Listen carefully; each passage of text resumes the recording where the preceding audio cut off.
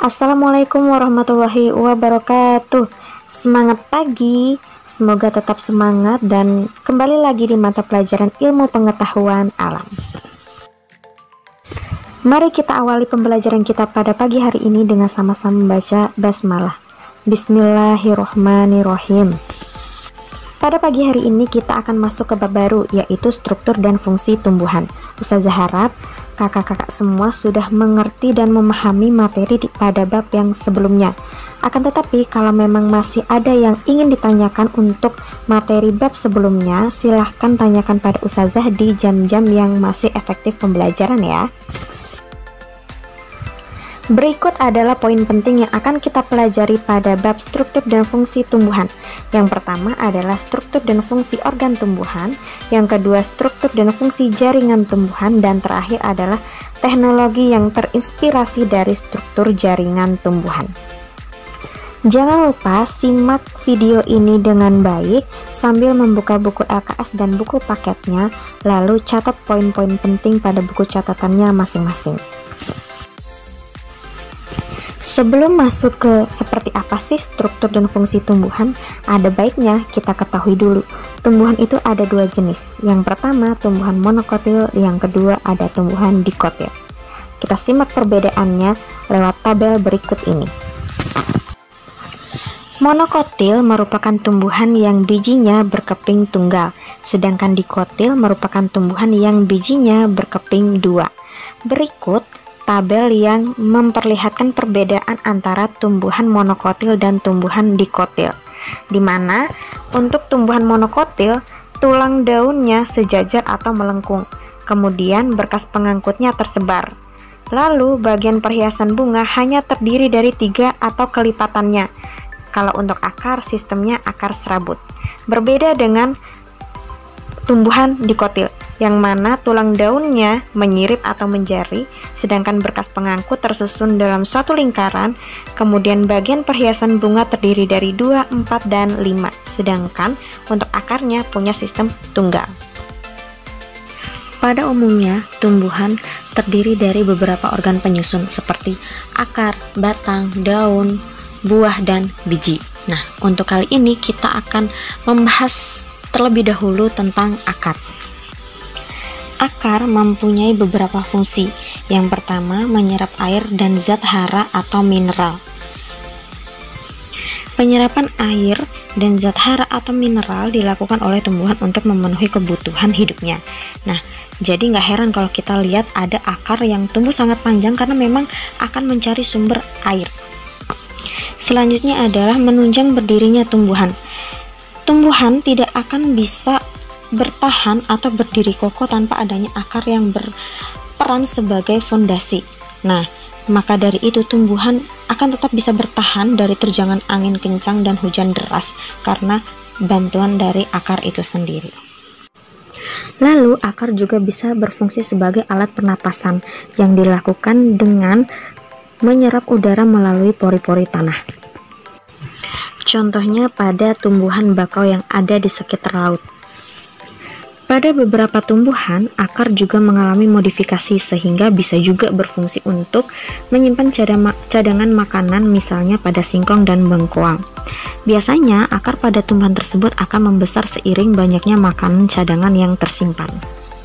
Selain punya fungsi umum, akar juga punya fungsi khusus yang dibagi menjadi 4. Yang pertama, akar gantung.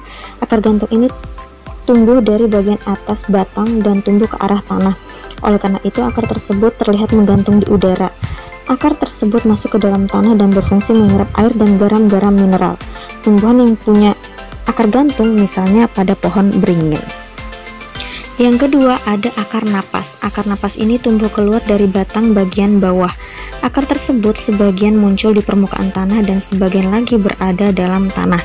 Sesuai namanya, akar napas berfungsi untuk bernapas. Nah, tumbuhan yang mempunyai akar napas misalnya pohon kayu api dan gayam. Ketiga, ada akar pelekat yang tumbuh di sepanjang batang. Akar ini berfungsi untuk melekatkan batang pada tembok maupun tumbuhan lain. Tumbuhan yang punya akar pelekat nih misalnya sirih dan lada. Fungsi khusus akar yang terakhir adalah akar tunjang. merupakan cabang akar yang tumbuh tegak lurus ke atas. Akar ini punya banyak celah yang digunakan untuk masuknya udara. Nah, akar ini juga berfungsi untuk membantu menopang beratnya pohon, contohnya pada tumbuhan bakau dan pandan. Nah, ini dia nih dua jenis akar, di mana akar tunggang ini merupakan akar yang dimiliki oleh tumbuhan dikotil, sedangkan akar serabut adalah akar yang dimiliki oleh tumbuhan monokotil. Next, struktur dan fungsi batang. Batang itu juga merupakan bagian penting dari tumbuhan, yang ternyata juga memiliki beberapa kegunaan. Yang pertama adalah menjaga agar tumbuhan tetap tegak dan menjadikan daun sedekat mungkin dengan sumber cahaya.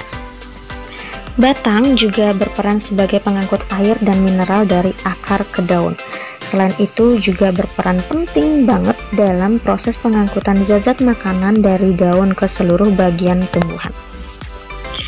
Pada beberapa tumbuhan akan mengalami modifikasi di mana batang juga bisa berfungsi sebagai penyimpan cadangan makanan. Misalnya pada batang tumbuhan sagu, makanan cadangan juga bisa berwujud air, misalnya pada tumbuhan tebu dan kaktus. Terakhir, batang juga berfungsi sebagai alat perkembangbiakan vegetatif. Hampir semua pertumbuhan vegetatif baik secara alami ataupun juga buatan itu menggunakan batang. Nah, bisa kita lihat berikut adalah beberapa tanaman yang mempunyai cadangan makanan di batang. Selanjutnya ada struktur dan fungsi bunga. Bunga merupakan bagian yang penting pada tumbuhan dan juga bagian yang paling indah pada tumbuhan yang bisa kita nikmati keindahannya.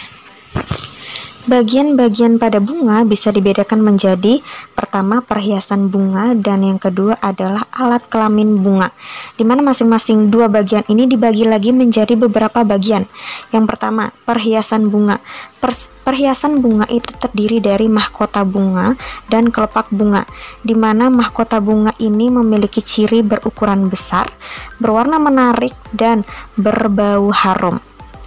Selain memiliki warna yang menarik, mahkota bunga juga memiliki kelenjar madu atau nektar yang menarik perhatian atau kehadiran dari serangga, yang nanti serangga tersebut akan membantu dalam proses penyerbukan. Bagian perhiasan yang kedua yaitu kelopak bunga, di mana kelopak ini merupakan bagian terluar dari bunga yang berukuran kecil dan berwarna hijau, yang berfungsi untuk melindungi bagian bunga lainnya pada saat masih kuncup dari pengaruh luar. Oke, baik. Bagian bunga yang kedua yaitu alat perkembangbiakan. Nah, alat perkembangbiakan pada bunga terdiri atas benang sari dan putik, di mana benang sari ini merupakan alat kelamin jantan, sedangkan putik merupakan alat kelamin betina. Di mana putik terdiri atas 3 bagian, yaitu bakal buah, tangkai putik, dan kepala putik. Perlu diketahui bahwa bunga yang memiliki mahkota, kelopak, benang sari, dan putik itu disebut sebagai bunga lengkap. Tetapi kalau tidak memiliki satu saja bagian dari keempat yang tadi disebutkan, maka bunga tersebut dinamakan sebagai bunga yang tidak lengkap.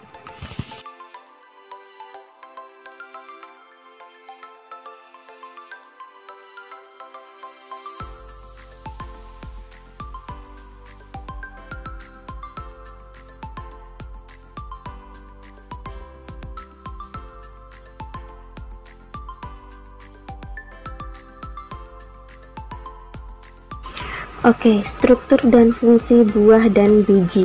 Ngomong-ngomong buah, udah pernah makan mangga kan? Udah lah mesti. Nah, di dalamnya itu ada biji. Pernah bertanya-tanya nggak sih dari mana buah dan biji itu berasal? Ingat nggak tadi saya sempat menjelaskan bahwa salah satu dari bagian bunga yaitu putik, di mana putik ini terdiri dari 3 bagian, yaitu bagian dasar yang menggelembung atau disebut dengan bakal buah, kemudian bagian yang memanjang disebut tangkai putik, dan terakhir ada kepala putik. Di dalam bakal buah terdapat 1 atau lebih bakal biji. Nah, kemudian berkembang menjadi buah. Kemudian bakal biji ini akan berkembang jadi biji. Kayak gimana sih strukturnya? Coba deh perhatikan di gambar 3.11 struktur putih. Gimana? Paham ya? Ternyata dari situ buah dan biji itu berasal. Baiklah, satu lagi bagian penting dari tumbuhan yaitu daun, di mana daun ini punya banyak sekali kegunaan. Yang pertama adalah daun sebagai dapur dari tumbuhan. Nah, kenapa sih daun ini dinyatakan sebagai dapur untuk tumbuhan?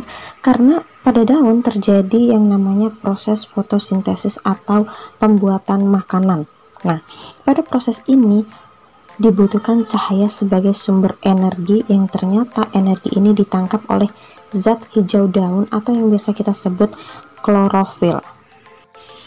Selain itu, pada proses fotosintesis juga membutuhkan yang namanya gas karbon dioksida dan air, yang kemudian digunakan sebagai bahan baku untuk menghasilkan glukosa dan oksigen.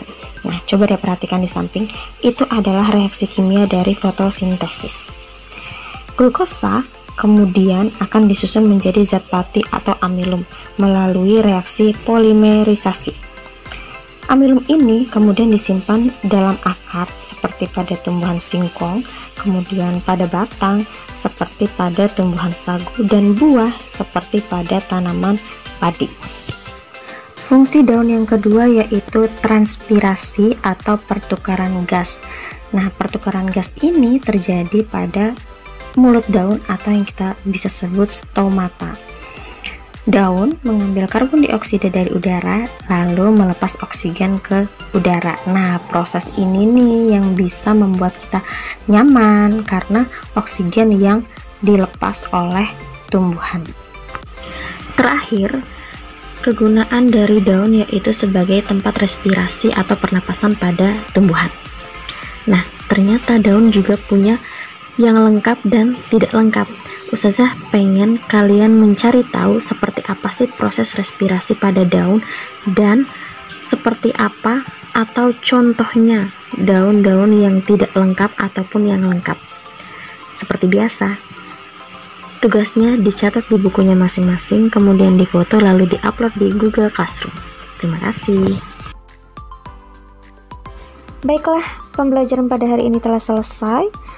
Semoga materinya bisa dipahami dan dimengerti, dan apabila masih ada pertanyaan silakan langsung tanyakan pada Ustazah.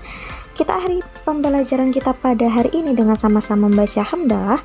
Alhamdulillahirrabbilalamin. Wassalamualaikum warahmatullahi wabarakatuh. Sampai jumpa di pertemuan selanjutnya.